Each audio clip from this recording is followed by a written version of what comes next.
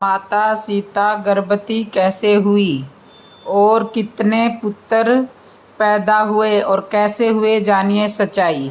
जय श्री राम मित्रों, कीमी व्लॉग में आपका स्वागत है। प्रिय दर्शकों, आज का प्रसंग जो है यह बहुत ही मामरिक और रहस्यमय है, जो रामायण से संबंधित है। इसमें हम आपको आज बताएंगे कि माता सीता गर्भवती कैसे हुई थी और इन्होंने कितने पुत्रों को जन्म दिया था और वह पुत्र कैसे पैदा हुए थे। इन सारी चीज़ों को हम इस प्रसंग के माध्यम से आपको समझाने का और सच्चाई बताने का पूरा प्रयास करेंगे। बस दोस्तों, आपसे निवेदन है कि हमारी वीडियो की समाप्ति होने तक चैनल पर बने रहना। इन सारी चीज़ों की चैनल पर बने रहना, हम आपको समझाने और सच्चाई बताने का पूरा प्रयास करेंगे। इस प्रसंग के लिए ध्यानपूर्वक शुरू से अंत तक सुनना। आपको माता सीता के गर्भवती होने और पुत्रों को जन्म देने के बारे में सारा रहस्य प्राप्त हो जाएगा। चलिए दर्शकों भाइयों, अब शुरू करते हैं यह प्रसंग। प्रिय दर्शकों, बात उस समय की जब भगवान श्री राम के लिए वनवास हो जाता है और वनवास को व्यतीत करने के बाद में श्री रामचंद्र जी धर्म पूर्वक सारी पृथ्वी का पालन करते हुए अपनी धर्म पत्नी महारानी सीता और भाइयों के साथ अयोध्या का राज्य करने लगते हैं। इसी बीच में माता सीता ने गर्भ धारण किया और धीरे धीरे 5 महीने व्यतीत हो गई। फिर एक दिन श्री राम ने सीता जी से पूछा कि हे देवी, इस समय तुम्हारे मन में किस बात की अभिलाषा है, जो वो हमें बताओ, मैं उसे पूर्ण करूँगा। तब सीता जी ने कहा कि हे प्राणनाथ, आपकी कृपा से मैंने अभी सभी उत्तम भोग भोगे हैं और भविष्य में भी भोग रही हूँ। इस समय मेरे मन में किसी विषय की इच्छा शेष नहीं है। जिस स्त्री को आप जैसे स्वामी मिले, उनके चरणों की देवता भी स्तुति करते हैं, उसको सभी कुछ प्राप्त है, कुछ भी बाकी नहीं है। फिर भी यदि आप आग्रह पूर्वक मुझसे मेरे मन की अभिलाषा पूछ रहे हैं तो मैं आपके सामने सच्ची बात कहती हूँ। हे नाथ, मुझे बहुत दिन हो गए, मैंने लोपामुद्रा आज पतिव्रताओं के दर्शन नहीं किए। मेरा मन इस समय उन्हीं को देखने के लिए उत्कंठ का भंडार है। मैं वहां जाकर वस्त्र आदि से उनकी पूजा करूंगी और उन्हें चमकीले रत्न और आभूषण भेंट करूंगी। यही मेरा मनोरथ है। हे प्रियतम, यह मेरी अभिलाषा पूर्ण कीजिए। इस प्रकार सीता जी के मनोहर वचन सुनकर श्री रामचंद्र जी को बड़ी प्रसन्नता हुई और वे अपनी प्रियतमा से बोले कि हे जनक किशोरी, तुम धन्य हो। कल प्रातः काल जाना और उन तपस्विनी स्त्रियों का दर्शन करके कृतार्थ होना। श्री रामचंद्र जी के ये वचन सुनकर सीता जी को बड़ा ही हर्ष हुआ। वे सोचने लगी, कल प्रातः काल मुझे तपस्विनी देवियों के दर्शन होंगे। उसके उस रात में श्री रामचंद्र जी ने अपने गुप्तचरों को भेजा और उनसे कहा कि जाओ इस अयोध्यापुरी में घर घर में पता लगाओ कि हमारे बारे में और सीता के बारे में क्या चर्चाएं चल रही है। गुप्तचर जो थे वो भगवान श्री राम और सीता के बारे में होने वाली चर्चाओं का गुप्त तरीके से पता लगाने के लिए निकल गए और अयोध्यापुरी में घर घर के दरवाजे पर गुप्त तरह से जा कर के जानकारी हासिल करने लगे कि किस तरह से राम और सीता की प्रशंसा हो रही है, किस तरीके से लोग उनके बारे में चर्चा कर रहे हैं। गुप्तचर जो है जाकर के घर घर के में देखते हैं, गुप्त तरह से पता लगाते हैं, तो हर घर में स्त्री और पुरुष के मुख से भगवान श्री राम और सीता की प्रशंसा के बारे में सुनते हैं तो बहुत ही प्रसन्न हो जाते हैं। हर घर में स्त्री पुरुष भगवान श्री रामचंद्र की इस तरह से प्रशंसा कर रहे हैं कि सभी स्त्री पुरुष भगवान श्री राम की प्रशंसा करते हुए थकते ही नहीं। गुप्तचर इस तरह से जब भगवान श्री राम के बारे में चर्चाएं सुनते हैं तो बहुत ही प्रसन्न हो जाते हैं और भगवान श्री राम के लिए कहते हैं कि धन्य है हमारे प्रभु राम। इधर पता लगाते लगाते गुप्तचर जो थे वो एक घर में पहुंच जाते हैं। वह घर धोबी का होता है और धोबी वह घर पर होता है और धोबी की जो पत्नी थी वह दिन में किसी दूसरे के घर में जा कर के अधिक समय व्यतीत करने के बाद में जब वह रात को आती है तो उसका पति धोबी जो है अपनी पत्नी को लात मार करके घर से बाहर निकालने लगता है और कहता है कि तू पापनी है, दुराचारी है, तू भ्रष्ट है, अरे तू पराए घर में इतना समय व्यतीत करने के बाद में आई है, तेरे लिए मेरे घर में कोई जगह नहीं है। गुप्तचर जो थे वह सारी बातें सुन रहे थे और देख भी रहे थे।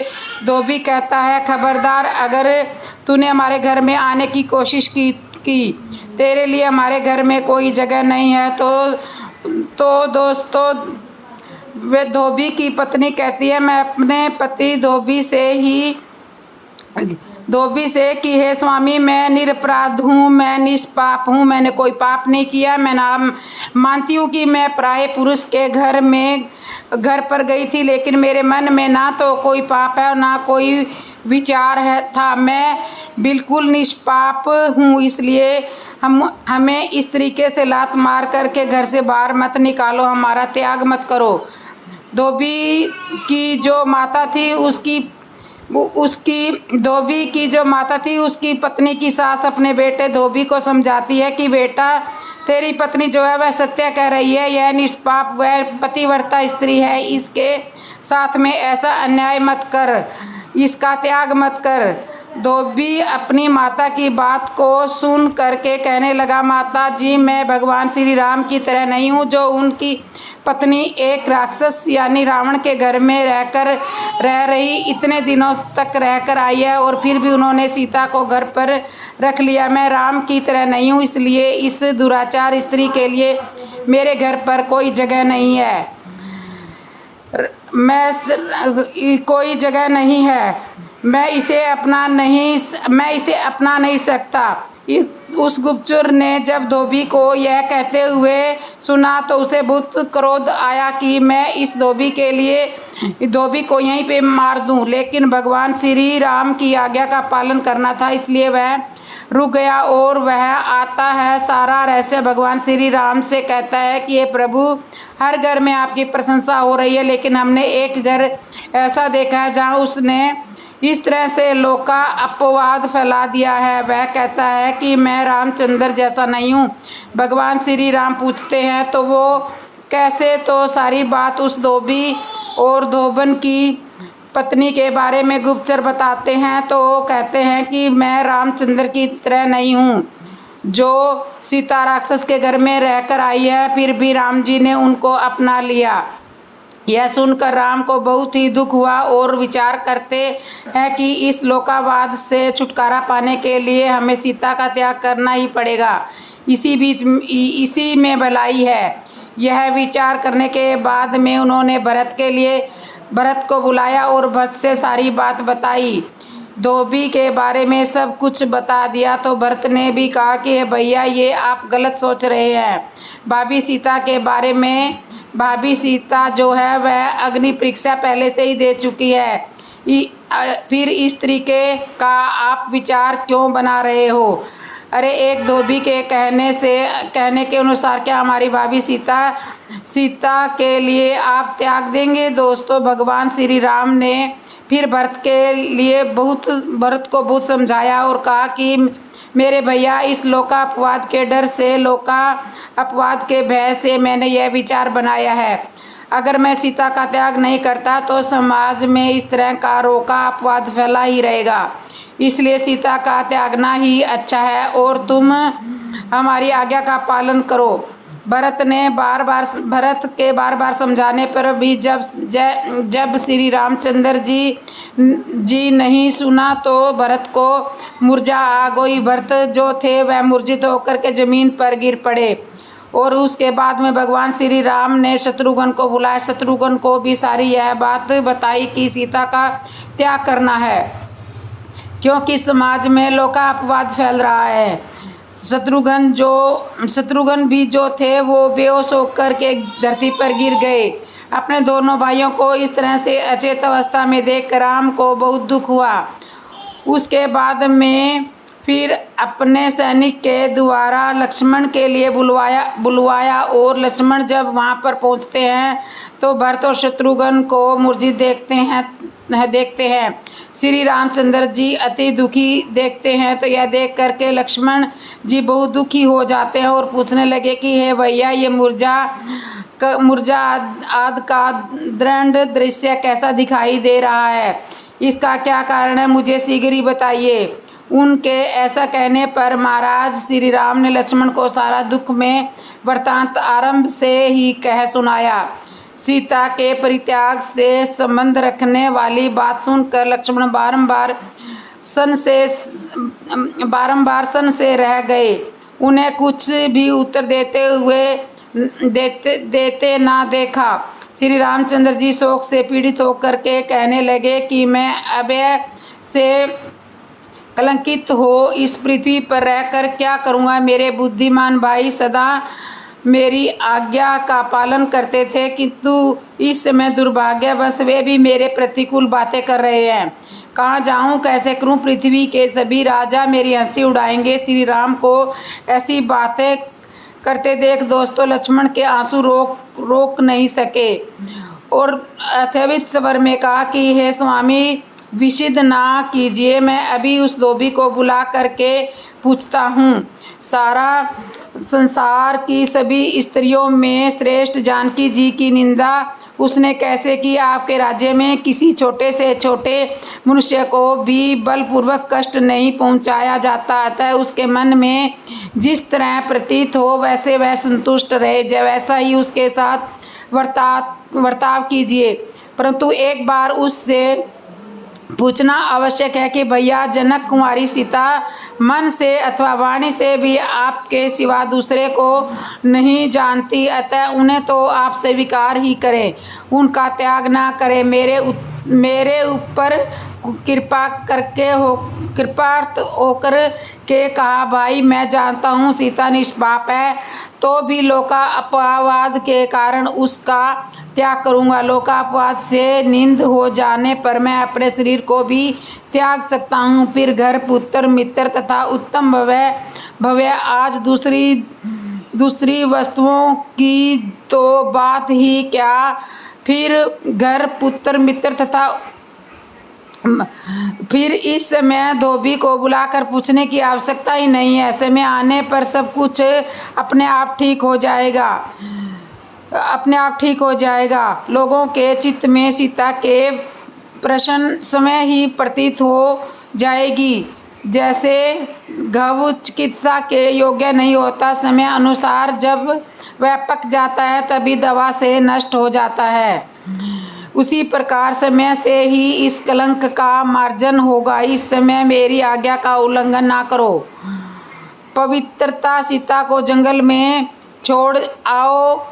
ये आदेश सुनकर दोस्तों लक्ष्मण जो थे वे एक क्षण तक शोकाकुल में डूब गए। फिर मन ही मन विचार किया, परशुराम जी ने पिता की आज्ञा से अपनी माता का भी वध कर डाला था। इससे जान पड़ता है गुरुजनों की आज्ञा उचित हो या अनुचित, उसका कभी उल्लंघन नहीं करना चाहिए। अतः श्री रामचंद्र जी का प्रिय करने के लिए मुझे सीता का त्याग करना ही पड़ेगा। प्रिय दोस्तों, यह सोचकर लक्ष्मण अपने भाई रघुनाथ जी से बोले कि बड़े भैया, गुरुजनों के कहने से नहीं करने योग्य कार्य भी कर लेना चाहिए, किंतु उनकी आज्ञा का उल्लंघन कदापि उचित नहीं है। इसलिए आप जो कुछ कहते हैं उस आदेश का मैं पालन करूंगा। लक्ष्मण के मुख से दोस्तों ऐसी बात सुनकर श्री रघुनाथ जी ने उनसे कहा कि बहुत अच्छा मेरे भाई, तुमने मेरे चित्त को संतुष्ट कर दिया। अभी अभी रात में जानकी जी ने तापसी स्त्रियों के दर्शन की इच्छा प्रकट की थी, इसलिए रथ पर बिठाकर जंगल में छोड़ आओ। फिर रामचंद्र जी ने सुमित को बुला कर के कहा कि मेरा रथ अच्छे अच्छे घोड़ों और वस्त्रों से सजाकर तैयार करो। श्री रघुनाथ जी का आदेश सुनकर भी उनका उत्तम रथ तैयार करने में लग गए और वो तैयार करके ले आए। रथ को आया देखकर भ्राता भक्त लक्ष्मण उस पर सवार हुए और जानकी जी के महल की ओर चले। वहां पहुंचकर मिथिलेश कुमारी सीता जी से बोले कि माता जानकी, श्री रघुनाथ जी ने मुझे आपके महल में भेजा है। आप तापसी स्त्रियों के दर्शन के लिए वन में चलिए। प्रिय दोस्तों, जानकी जी बोली, श्री रघुनाथ जी के चरणों का चिंतन करने वाली ये महारानी मिथिली आज धन्य हो गई, जिसका मनोरथ पूर्ण करने के लिए स्वामी ने लक्ष्मण को भेजा है। आज मैं वन में रहने वाली सुंदर तपस्वियों को जो पति को देवता मानती है मस्तक झुकाऊं और वस्त्र आदि अर्पण करके उनकी पूजा करूंगी। मित्रों, ऐसा कहकर उन्होंने सुंदर सुंदर वस्त्र, बहुमूल्य आभूषण, नाना प्रकार के रत्न, उज्ज्वल मोती, कपूर आदि सुगंधित पदार्थ तथा चंदन आदि सशस्त्र प्रकार की विचित्र वस्तुएं तथा साथ में ले ली और ये सारी चीज़ें दासियों के हाथों में उठवा करके लक्ष्मण की ओर चली। अभी घर का चौखट भी नहीं लांघने पाई थी कि लड़खड़ाकर गिर पड़ी। यह एक अपशगुन था, परंतु वन में जाने की उत्कंठा के कारण सीता जी ने उस पर विचार नहीं किया। वे अपना प्रिय कार्य करने वाले देवर से बोली कि पुत्र, कहाँ पर है रथ जिस पर मुझे ले चलोगे? लक्ष्मण जी ने श्रवण में रथ की ओर संकेत किया और जानकी जी के साथ उस रथ पर बैठकर सुमित जी से बोले कि चलो घोड़ों को। और दोस्तों, जैसे ही सुमित ने घोड़ों को चलाया, रथ चला, तो उसी समय सीता का दाहिना नेत्र फड़क उठा, जो भावी दुख की सूचना देने वाला था। साथ ही पुण्य में पक्षी विपरीत दिशा में हो करके जाने लगे। यह सब देखकर जानकी ने देवर से कहा कि हे पुत्र, मैं तो तपस्वियों के दर्शन की इच्छा से यात्रा करना चाहती हूँ, फिर यह दुख देने वाले अपशगुन कैसे हो रहे हैं? श्री राम का, भरत का और तुम्हारे छोटे भाई शत्रुघ्न का कल्याण हो, उनकी प्रजा में शस्त्र शांति रहे, कहीं कोई विपलक या उपद्रव ना हो। प्रिय दोस्तों, जानकी जी को ऐसी बातें करते देख लक्ष्मण कुछ बोल नहीं सके। आंसुओं से उनका गला भर आया।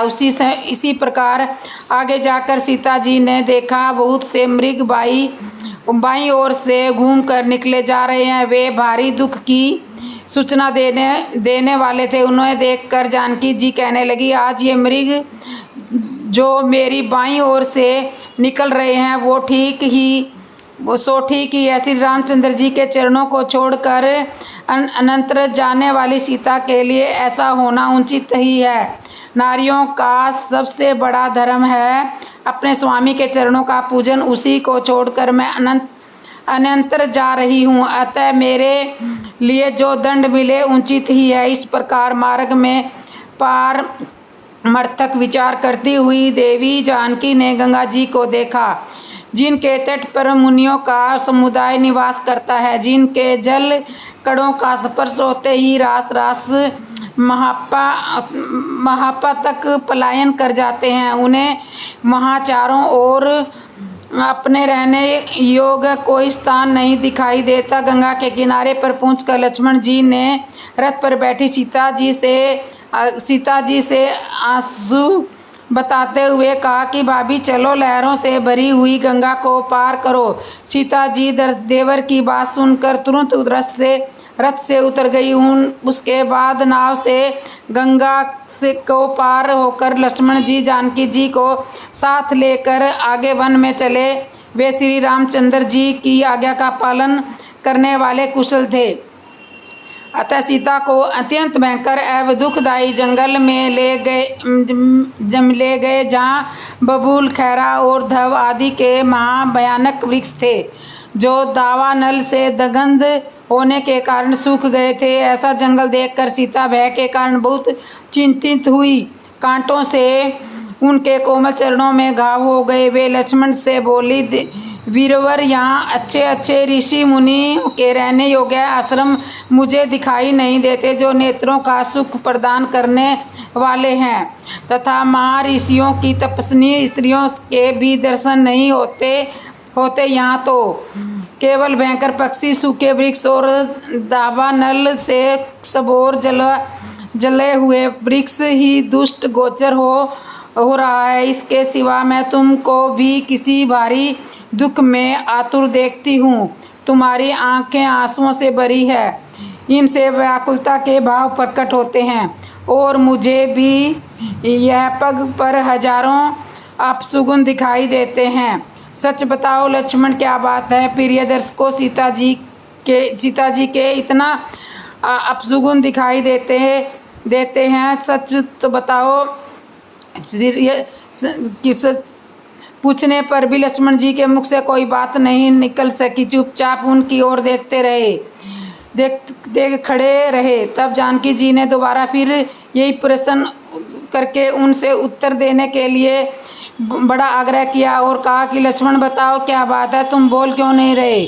तुम्हारी आंखों में आंसू, तुम्हारा चेहरा इतना दुखी और मेरे आगे इतने अपशुगन, इसका मतलब क्या है? क्या रहस्य है? सीता जी के आग्रह पूर्वक प्रश्न पर लक्ष्मण जी का जो राम का भाई लक्ष्मण जी जो था भाई गला भर आया। उन्होंने शोक प्रकट करते हुए सीता जी को उनके परित्याग की बात सुनाई। वह ब्रिज के तूल कठोर वचन सुन करके सीता जी जड़ से कटी हुई लता के भांति पृथ्वी पर गिर पड़ी। विदेह कुमारी को पृथ्वी पर पड़ी देखकर लक्ष्मण जी ने पलकों से हवा करके उन्हें सचेत किया। होश में आने पर जानकी जी ने कहा कि हे लक्ष्मण, मुझसे परिहास ना करो, मुझसे परित्याग मत करो, मैंने कोई पाप नहीं किया। फिर रघुनाथ जी ने मुझे कैसे छोड़ दिया? परम बुद्धिमान है और महापुरुष है, श्री मेरा त्याग कैसे कर सकते हैं? वे जानते हैं कि मैं निष्पाप हूँ, फिर भी एक धोबी के कहने से मुझे छोड़ देंगे, ऐसी आशा नहीं है। इतना कहते कहते दोस्तों वो फिर से बेहोश हो गई। इस बार उन्हें मूर्छित देखकर लक्ष्मण जी भी फूट फूट कर रोने लगे। तब उनको पुनः चेत हुआ। तब लक्ष्मण जी को दुख से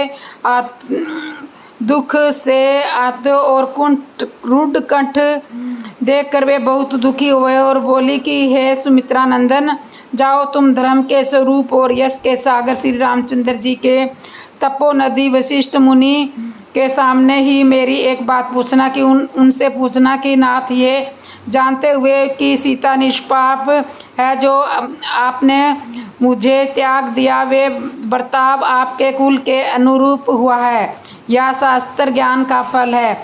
मैं सदा आपके चरणों में ही अनुराग रखती हूँ, तो भी जो आपके द्वारा मेरा त्याग हुआ है, इसमें आपका कोई दोष नहीं है।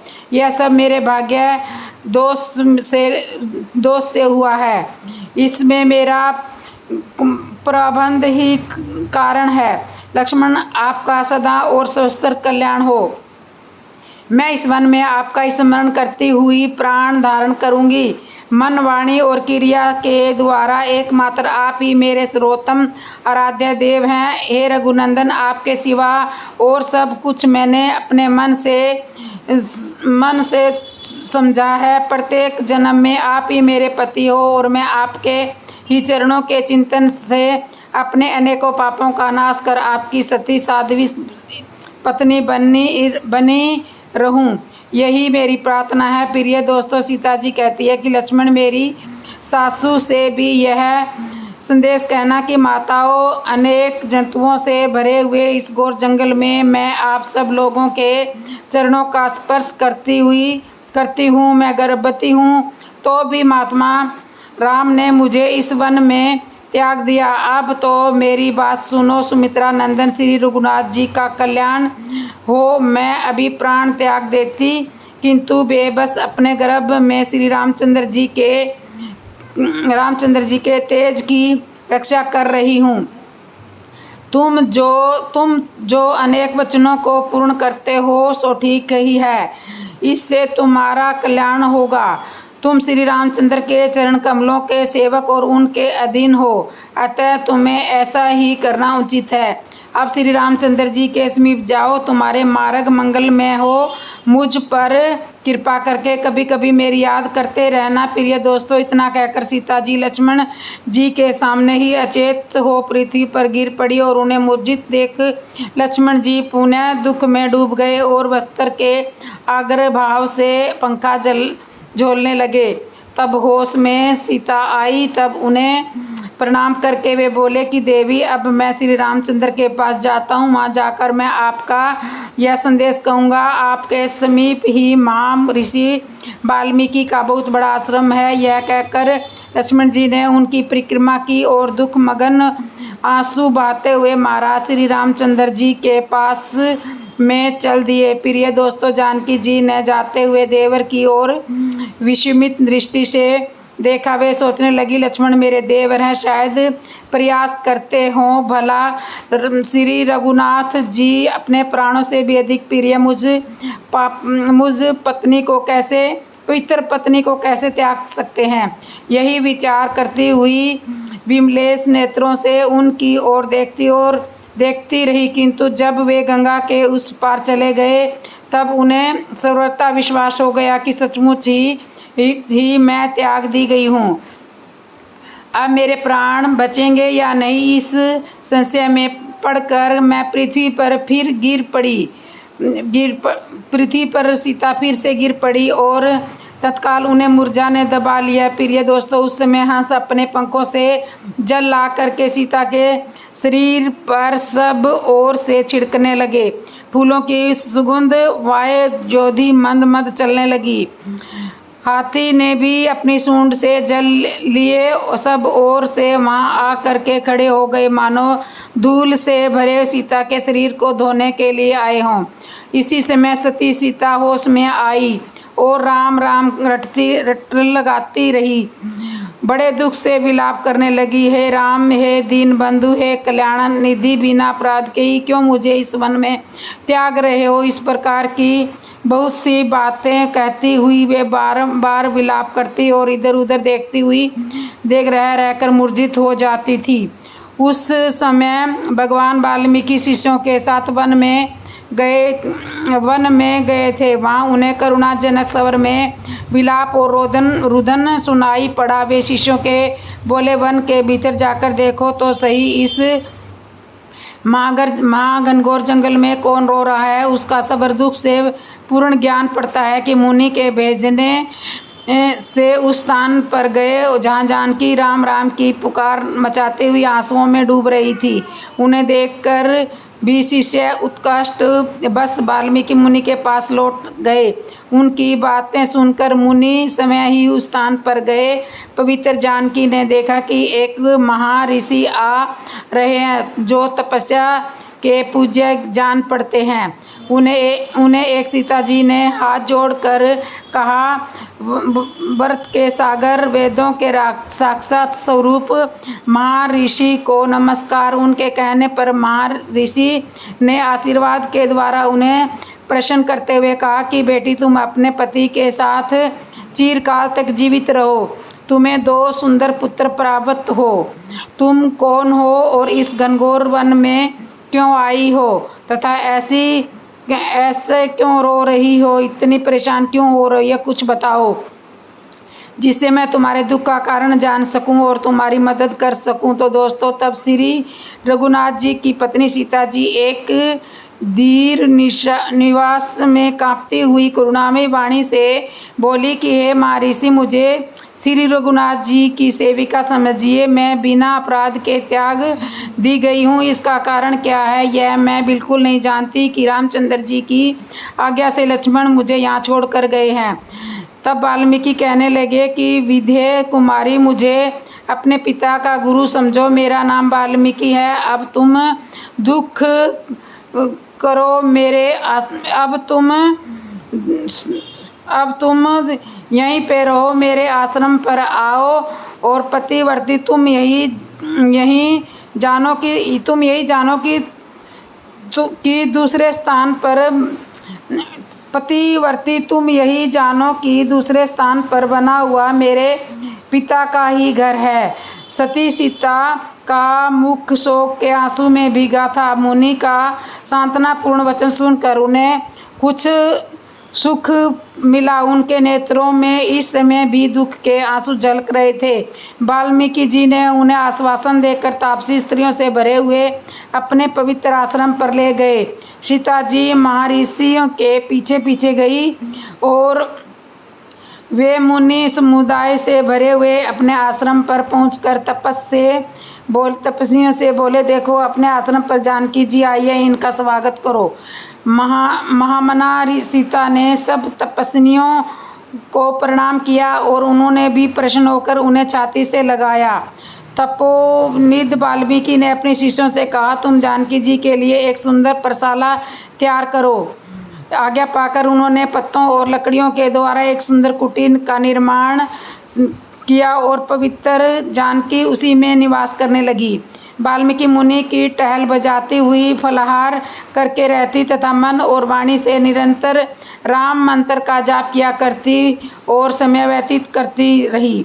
उस समय आने पर उन्होंने 2 सुंदर पुत्रों को जन्म दिया जो आकृति में श्री रामचंद्र जी के समान और अश्विनी कुमारों की बात सुन मनोहर व जानकी के पुत्र होने का समाचार सुनकर मुनि को बहुत प्रसन्नता हुई। ये मंत्र बताओ में श्रेष्ठ थे, अतः उन बालकों के जात कर्म और आदि संस्कार उन्होंने ही संपन्न किए।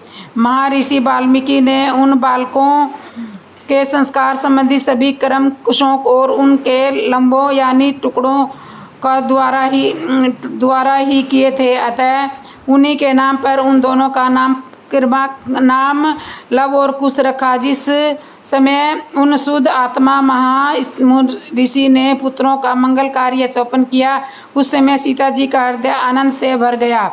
उनके मुख और नेत्र प्रसन्नता से खिल उठे। उसी दिन लावड़ासुर को मारकर शत्रुजी भी अपने घोड़े से सैनिकों के साथ वाल्मीकि के सुंदर आश्रम पर रात्रि में आए थे। उस समय वाल्मीकि जी ने उन्हें सिखा दिया था कि तुम श्री रघुनाथ जी को जानकी जी के पुत्र होने की बात ना बताना, मैं ही उनके सामने सारा वृत्तांत कहूँगा। प्रिय दोस्तों, जानकी जी के दोनों पुत्र वहाँ बढ़ने लगे। उनका रूप बड़ा ही मनोहर तथा सीता उन्हें कंदमूल फल खिलाकर के हष्टपुष्ट करने लगी यानी पालने लगी। वे दोनों परम सुंदर और अपने रूप माधुर्य से उन्मत्त बना देने वाले थे। शुक्ल पक्ष की प्रतिपदा के चंद्रमा की भांति मन को मोहने वाले दोनों कुमारों का समय अनुसार उपनयन संस्कार हुआ से उनकी मनोहर और भी बढ़ गई। महर्षि वाल्मीकि ने उपनयन के पश्चात उन्हें अंगों सहित वेद और रहस्य सहित धनुर्वेद का अध्ययन कराया। उसके बाद स्वरचित रामायण काव्य भी पढ़ाया। उन्होंने भी उन बालकों को श्रवण भूषित धनुष प्रदान किया जो अवध और श्रेष्ठ थे, जिनकी परिचयता बहुत ही उत्तम थी तथा जो शत्रु समुदाय के लिए अत्यंत भयंकर थे। धनुष के साथ ही बाणों से भरे 2 अच्छे तरकस, 2 खड्ग तथा बहुत सी अवध ढालें भी उन्होंने जानकी कुमारों को अर्पण की। धनुवर के पारगामी होकर वे दोनों बालक धनुष धारण किए बड़ी प्रसन्नता के साथ आश्रम में विचरा करते थे। समय सुंदर अश्विनी राजकुमारों की भांति उनकी बड़ी शोभा होती थी। जानकी जी ढाल तलवार धारण किए अपने दोनों सुंदर कुमारों को देख देख कर बहुत प्रसन्न रहा करती थी और अपने दोनों बेटों का लव और कुश के लिए बहुत प्रेम करती थी। उनका ऐसा लगाव था कि हमारे बच्चे लव और कुश मोहिनी स्वरूप हैं, इसलिए माता सीता बच्चों को देख करके बहुत ही प्रसन्न होती थी। तो दोस्तों, इस प्रसंग के माध्यम से मैंने आपको बताया कि किस तरह से सीता ने गर्भ धारण किया था और फिर कितने पुत्र पैदा हुए थे। तो 2 पुत्र पैदा हुए थे, कुश और लव। कैसे हुए वो भी हमने इस प्रसंग में बताया है कि किस तरीके से लव और कुश पैदा हुए और किस तरीके से उनके नाम नाम लव कुश रखा। किस तरह से उनका नाम लव कुश रखा। तो दोस्तों वीडियो आपको कैसे लगी कमेंट में ज़रूर बताना और कमेंट में जय श्री राम ज़रूर लिखना। और मेरे चैनल को जिसने सब्सक्राइब नहीं किया सब्सक्राइब करना, लाइक करना, कमेंट करना और बेल आइकन बटन तो ज़रूर दबा लेना।